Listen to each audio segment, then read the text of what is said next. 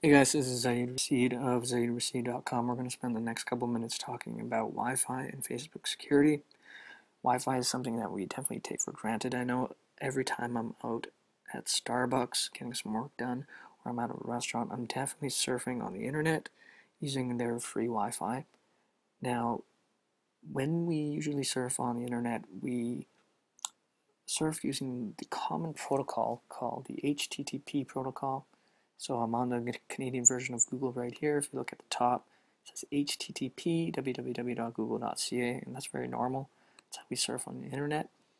However, when we're on a secure website where we need to enter in a username and a password, we want to make sure that the protocol is slightly different and that it says HTTPS, which means secure. It means our username and password is encrypted, which means it's protected. Now what happens is a lot of developers will develop a website and they will secure the login page, which is great, but what they don't do is they don't secure the internal pages, which is bad. And this makes us especially susceptible to hackers in a common area like a Wi-Fi network at a Starbucks or a restaurant. Now, for most hackers, you don't even really need to be a hacker. There is something called Firesheep, which is an extension for Firefox, which is a web browser.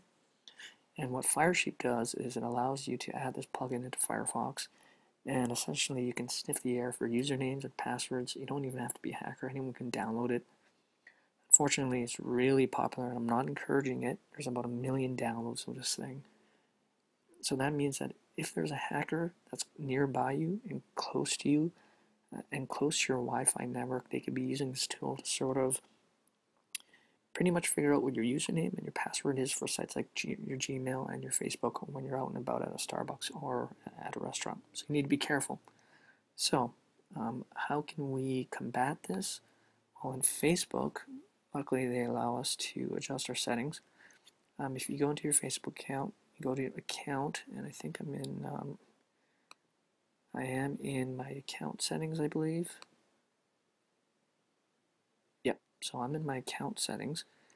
If you go to account security, and you need to change this because it's not the default, you need to secure browsing HTTPS. Okay, so check that. It might make the performance of your Facebook a bit slower. You can try it out and see for yourself. I also like to check this box here. When a new computer or mobile device logs into my account, it'll send me a new. So I'm going to save that. And there we go. So going forward, I'm always going to be surfing on the HTTPS protocol on Facebook. You can actually do this with your Gmail too. I think it's in your profile settings. Just a good general rule of thumb is anytime you are entering your username or your password or you're making an online purchase, always glance up into the URL and make sure it says HTTPS. Very important. It's going to keep you safe.